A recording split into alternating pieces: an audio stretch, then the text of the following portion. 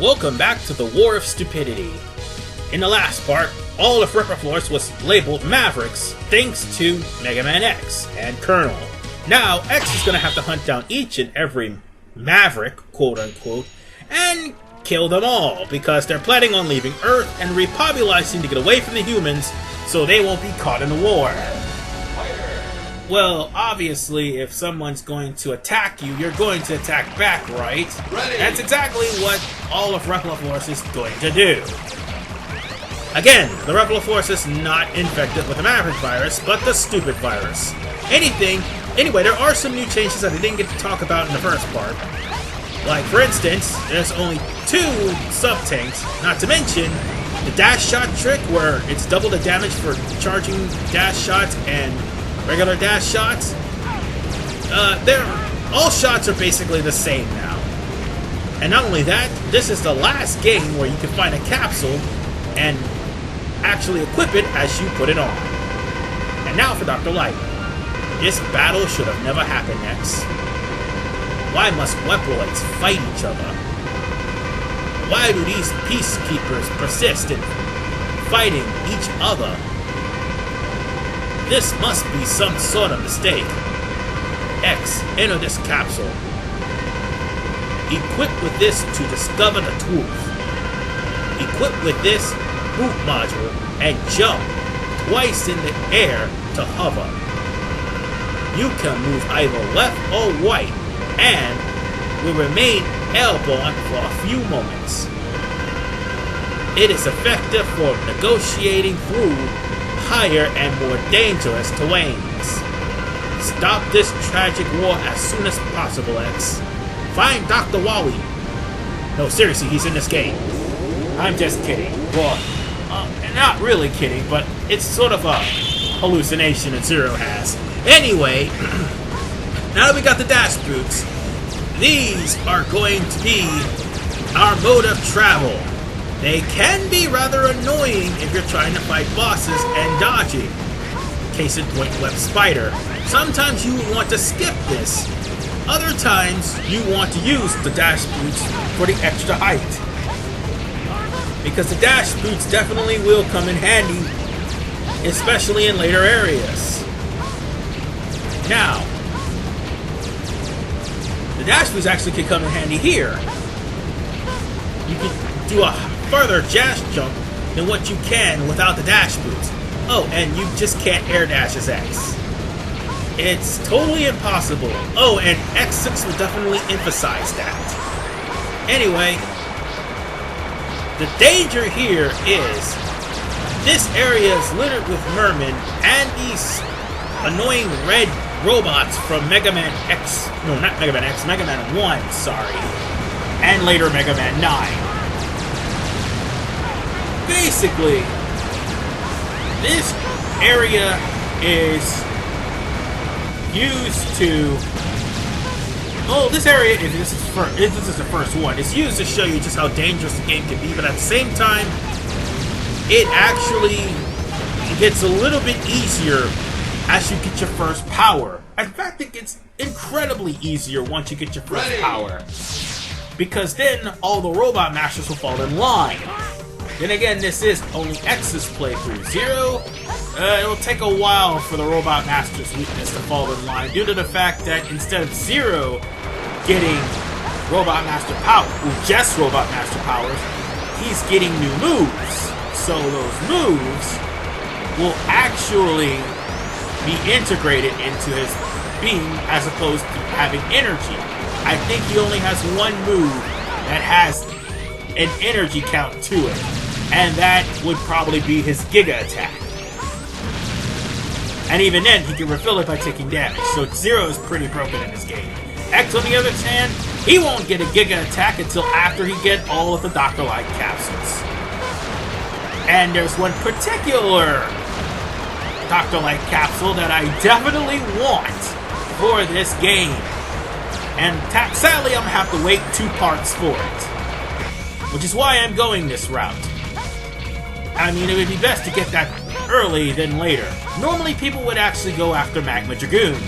Why? Because it may be a little bit easier than Web Spider. due to the circumstances that he's in.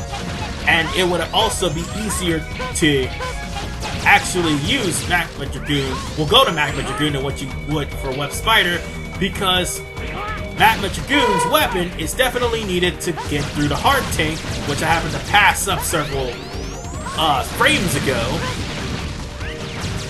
That just so happens to need the weapon that Magma Dragoon has. Nonetheless, we've now come to Web Spider, and now it's time to regulate on the spider.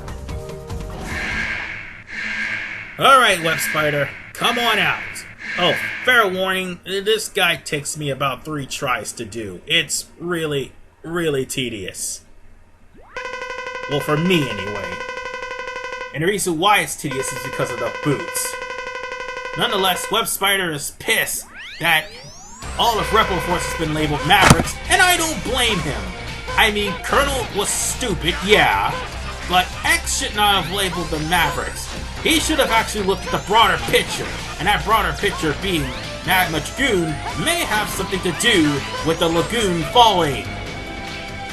Anyway, as far as for this battle, avoid the webs, and more importantly, be careful if you're trying to hover, because that hover tactic can get you killed, or more importantly, get caught by a web.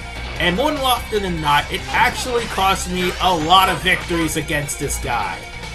Now, if I had his weakness, I would rip this guy to shreds. And speaking of which, you actually shoot his weakness with... Well, his weakness is the Twin Slasher anyway. But if you shoot his web with the Twin Slasher, it'll do more damage. Because he'll struggle to get up. But be careful. He is exactly like Bow Spider, almost. Where if you get caught by the web, it's going to be painful.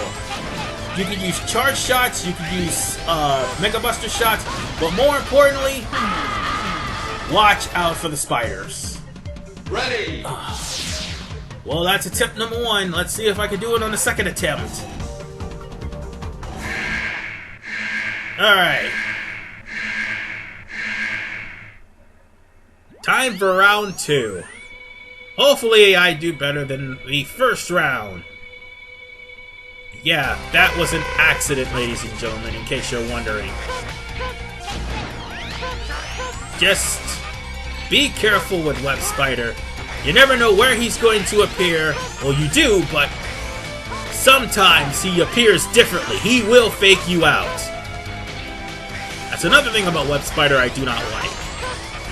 I think Magma Dragoon is easier due to the circumstances, but still, when it comes down to the difference between Web Spider and Magma Dragoon's route, it's the fact that you'll have to actually wait after 4 Mavericks to get better weaponry. And that right there, that cut, was me pausing, throwing a temper tantrum, and I cut it out, so, yeah, you don't have to see that. So anyway, now we're back here, and this time we're going to beat Web Spider. I mean, 3rd time is the charm, you know. Sometimes you can actually get 2 shots off a Web Spider. But seriously, I literally threw a temper tantrum because of the fact that I screwed up so badly with Web Spider. But nonetheless, ladies and gentlemen, we're here, and we're going to beat Web Spider for reals this time, because I am sick and tired of losing to this guy. There you go, 2 shots in a row. Alright, come on, bitch. This time I'm gonna kill you. Oh, damn it! Stop running into him, X! He's almost done. Come on, dude. You can do this! No! No! Bad X! You can do it! One more shot! Booyah! Woo!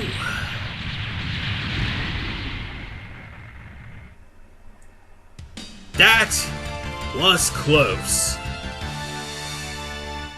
It took me 3 tries to beat Web Spider. Well, what can you blame me? I screw up too much. But nonetheless, we've got the Lightning Web. And the Lightning Web, while it's very horrible as a weapon, it is great as a platform, which is the other reason why I came here. Because the Lightning Web will definitely get 3/4 of the items that you need. And we are done with part 2. In the next episode, we're going to go after Split Mushroom, who is weak to the Lightning Web. See you guys next time.